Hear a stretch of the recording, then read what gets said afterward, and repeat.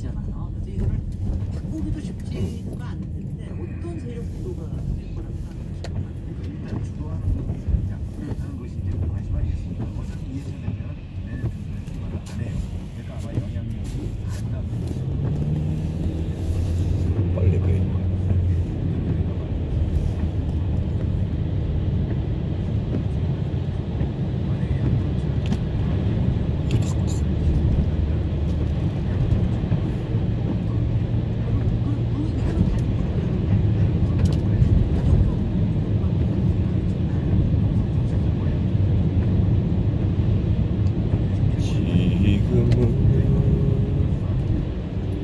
눈물 속에 꽃이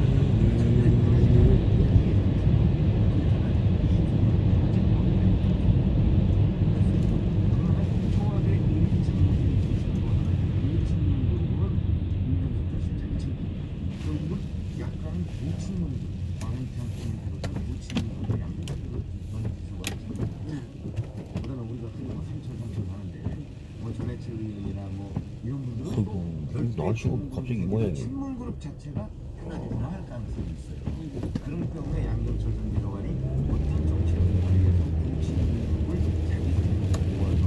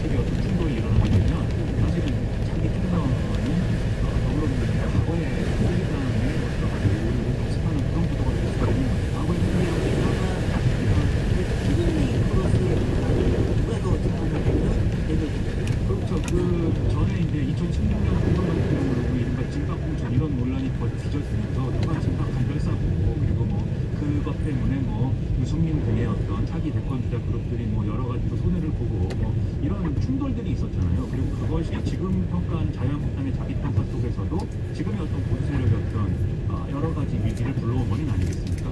아마 그렇기 때문에 그 전례를 알기 때문에 자유한국당 들어간도 쉽게 당선을 할 거라고 그런 생각을 하고 그런 내부를 권장으로는 지금 그렇게 생각하지 않아요.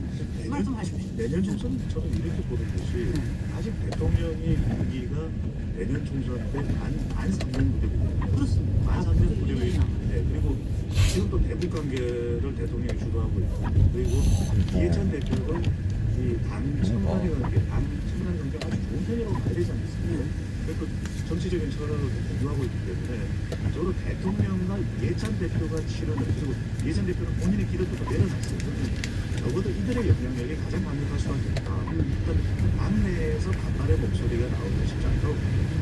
특히 이제 기본적으로 깔고 가는 정권의 진영, 또 박영선 의원들이 정부에 투입되는 만큼 이미 한 자리를 대구하고 있는 거라고 그런 거죠. 그래서 2010년에 지방선거도 그랬고 2016년에도 총선 때 민주당이 재미를 본 것은 그만큼 세대 교체를 해냈다는 것이었습니다.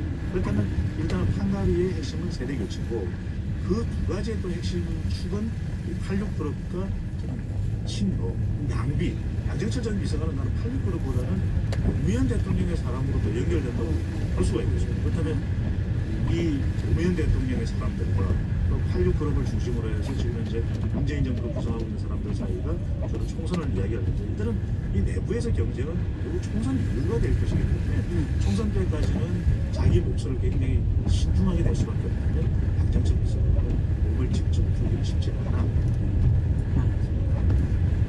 저는 이제 좀 생각이 나는 것이 왜냐면 총선 이후에 대비한 저희가 열심히 이렇게 얘기했는데 마음을 아직 안 받으셨어요. 아니, 왜냐면- 야, 고집 세다. 아니, 왜냐면- 최명목 기자님 고집 되게 세네요. 총선 이후에 대비하려면 네. 그 사실은 총선에서부터 공천을 어떻게 하느냐는 게 굉장히 중요합니다. 네. 그러니까 그 경쟁은 우리 이제 총선 끝나고 나서 당선되는 숫자 이렇게 한번 보고서 그때 가서 뭐 세력을 만들어서 그 차기에 대비하자, 차기 이제 대선에 대비하자 이런 게 아니고 네. 그렇게 하려면 총선에 우리 세력을 얼마나 많이 심어놓느냐가 더 중요하다는 거예요. 당연히 그렇죠. 그렇기 때문에 경쟁은 총선 전에 공천 단계에서 시작이 된다는 거예요. 그건 당연히 그런데 그걸 본인이 선수로 뛰면서 할 필요는 없잖아요. 아니 꼭 그렇게 하는데 네. 이제 이게 본인이 선수로 투입되는 거와 투입되지 않는 거는 자기 세력을 형성하는데 좀 이게 차이가 있죠. 그래서 아마도 양정철 전 비서관님 그런 생각까지 하고 있는지 모르겠으나 적어도 구친문계열, 원조 친문계열을 모아서 뭔가 문재인 대통령의 임기 후반기를 좀 뒷받침해줘야겠다라는 생각을 가지고 있다면 네. 그러면 임종석 전 실장 계열하고도 경쟁 관계에 들어갈 수밖에 없고 그럴 경우에 원조 친문 그룹들을 모아서 이 사람들을 대거 공천을 하려고 할 가능성이 있어요. 그러면 이 사람들 이제 그 공천받는 그러면 입장에서 싸움이 나겠네. 그렇지 공천받는 입장에서는 양정철 전 비서관한테 그래도 장수가 앞장서서 나를 따르라 해야지 자기는 뒤에 있으면서 야 열심히 나가서 싸워 이거는 안 될 것이다.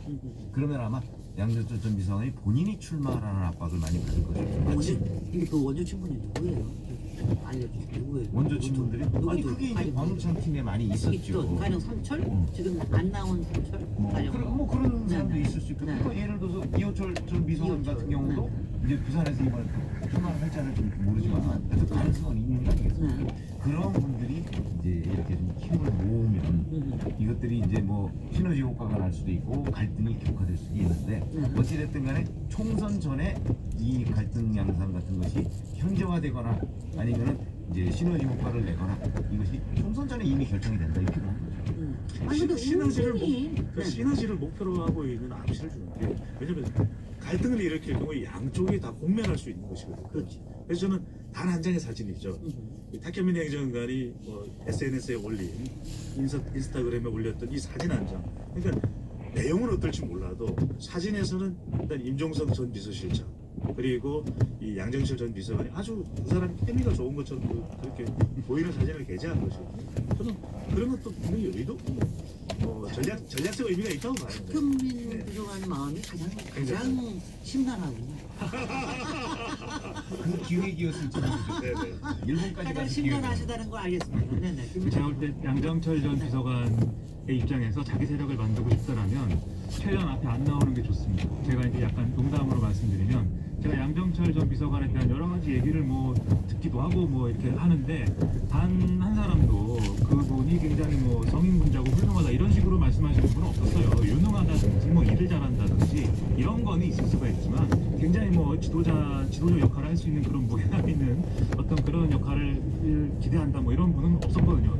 그리고 과거의 어떤 여러 가지 행적 때문에 여기서 행적이라고 말하긴 뭐한데 아무튼 여러 가지 사건들 때문에 굉장히 적이 많습니다. 제가 언론계도 그렇고 정치에서도 그렇고 뭐 그런 점들이 있어서 만약에 뭐 본인이 뭐 대선 출마할 거 아니고 본인 대선 출마할 것도 아니고 뭐 정계의 중심에 설 것도 아니기 때문에 재수기가 있고 나서 완전 개판이네. 자기 세력을 만든다고 하면 이제 문재인 정권의 뭔가 성공의 마지막까지 보장을 하는 뭐 그런 컨셉일 것이기 때문에 그런 선택을 한다라고 해도 본인이 앞에 나서는 것은 오히려 손해의 가능성이 크다 이런 생각입니다. 네. 우리가 오늘 마무리할 시간인데 저번 시간에 그냥 나한테 아웃 들어가 되더라고요. 이것들이만 남겨도 마지막 마무리 말씀해 네. 죄송합니다. 초장입니다. 대장한 초장인데 저는 가장 중요한 것이 지금 청와대에서 돌아오거나 중국 부처장관에서 총선 대표를 했는데 그런 더불어민주당, 자유한국당, 민주평화당 모든 정당 없이 제일 중요한 핵심은 누구이든 간에 매년 점점 정말 냉정한 평가가 이루어져야 돼요. 그리고 국민 앞에 서려면 정말 발가벗고 최선을 다해서 목숨 바쳐서 일하겠다는 사람이 돼야 되지. 지금 나오는 이 국민들의 정말 호응이 그러면 지금까지 이런 국회는 없습니다. 이 정말 민심 대변 기관인가 막말 만발 기관인가 그런 의미에서 누가 오더라도 중요한 것은 정치적인 목적과 의도는 중요하지만 최선을 다합니다. 네. 그렇죠?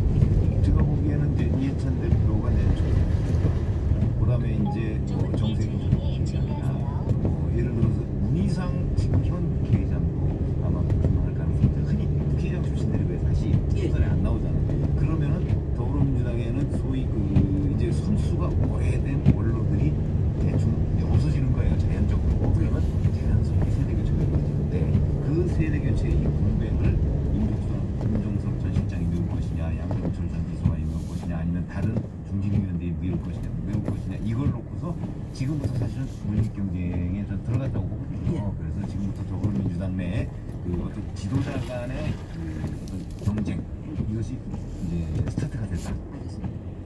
저는 이제 앞으로 총선 전략에 있어서 아까 말씀드렸던 중도화 내지는 좀 전국을 안정적으로 관리하는 그런 방향으로 갈 가능성이 높아졌다. 이 오늘의 전반적인 논의를 봤을 때 그렇게 이제 생각을 하는데 저는 어쨌든 이 정권이 갖고 있는 어떤 정체성이라든지 또 노선이라든지 뭐 이런 것이 분명히 있는 상황에서 당연히 이렇게 시일이 지나면은 어느 정도는 상황을 안정적으로 관리하고 싶어질 수밖에 없다. 그것을 인정해야 된다고 봅니다. 그리고 그런 차원에서의 어떤 중도적 행적이나 이런 것도 될 수밖에 없는데 다만 그렇게 가더라도 애초에 가졌던 어떤 개혁을 하겠다라는 그런 핵심적인 어떤 뭐랄까 내용이 있지 않습니까? 그런 것들을 어떻게 하면 끝까지 유지할 수 있는지를 정부 여당이 잡심을 해서 그걸 뭐 일방적으로 하라는 얘기가 아니라 그런 점에서 좀 노력을 더 했으면 좋겠다 이런 말씀이십니다. 예, 치열하게 경쟁하십시오. 하지만 국민의 마음을 얻으려고 노력하십시오. 오늘 토론에 참석해 주신 배종찬 인사이트 연구소장님, 최병무 정치정입니다.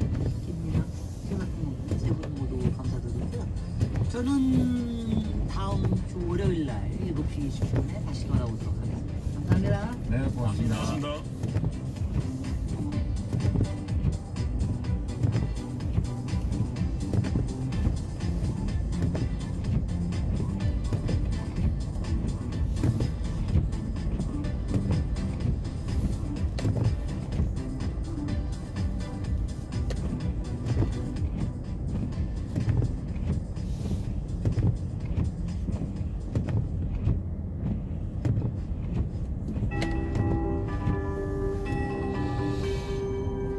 KBS 58분 날씨.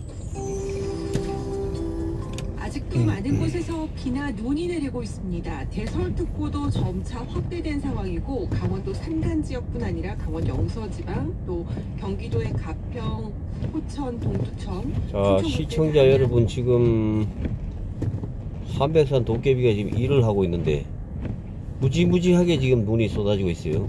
아이고 참 오지게도 오네.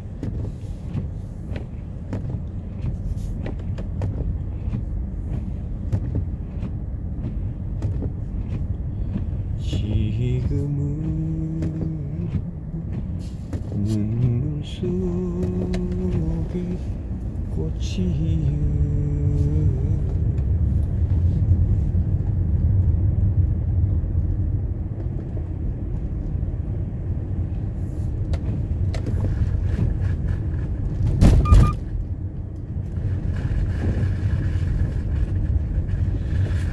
자, 지금이 2019년 3월 15일 9시 저녁 9시 밤 9시 정도 됐는데 자, 앞이 안 보일 정도로 지금 눈이 퍼붓고 있습니다 여러분. 아이고 대단합니다 여러분. 대단해요. 아이고 제스를 날려가지고 봐봐. 아이고 뭐 속셈 이러고 왔나?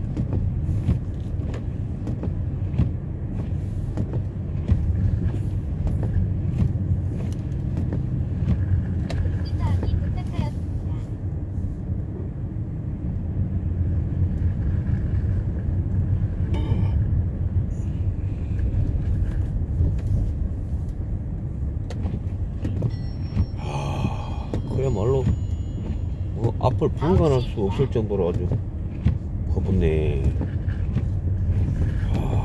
대단하구나, 대단해.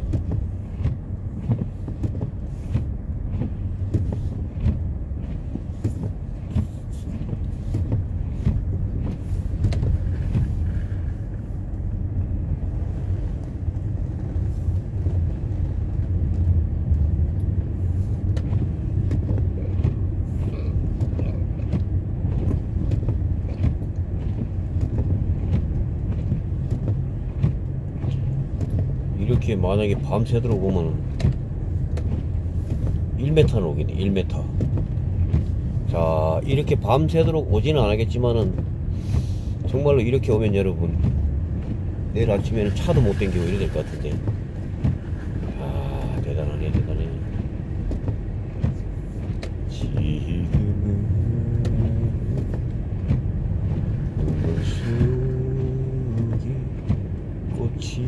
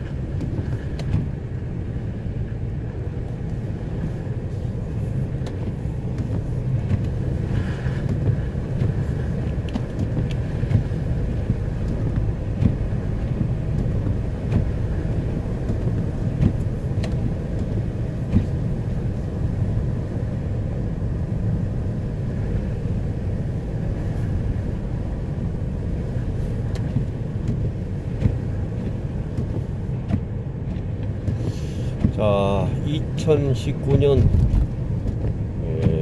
3월 15일 태백의 폭설 소식. 이 장면은 여기서 맺겠습니다.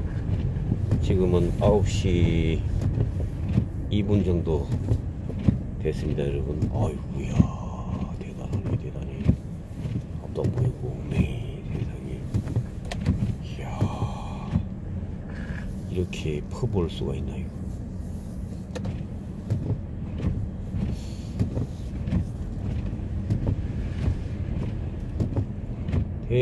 대단하게도 퍼붓는 게